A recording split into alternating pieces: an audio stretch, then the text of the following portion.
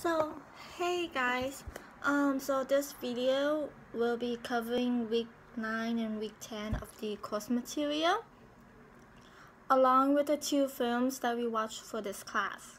So in the movie Better Luck Tomorrow, it focused on a young student named Ben who is supposed to fall under the stereotype category that Asian Americans are good students, get good grades, and stay clear from trouble.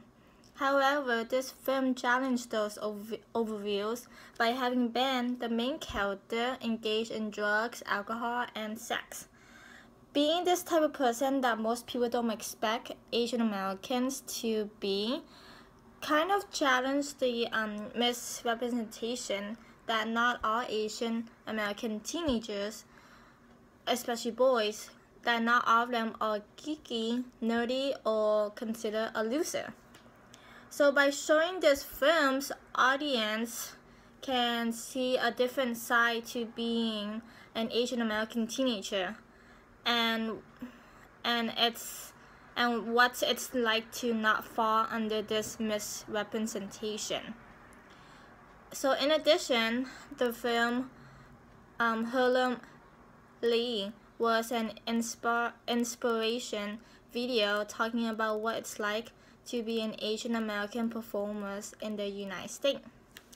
So he talked about why it's difficult for Asian Americans to be big in the mainstream media, and one of the reasons for that is because there is still a lack of famous Asian Americans in Hollywood.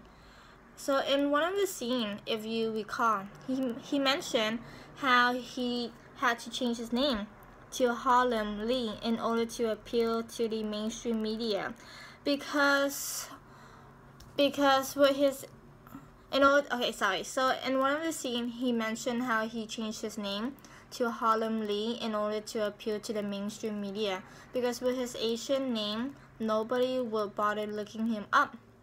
This showed that the mainstream media is still biased and have not fully accept diversity in Hollywood.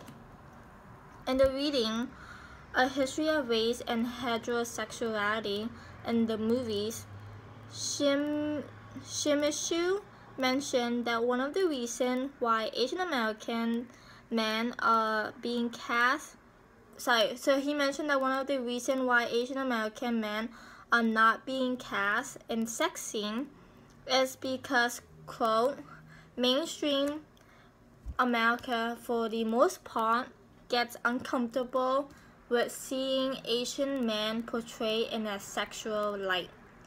Page 46. So this showed that as much as we want to fight against this oppression and misrepresentation, it will take a while for Asian American performers to be accepted into the mainstream media.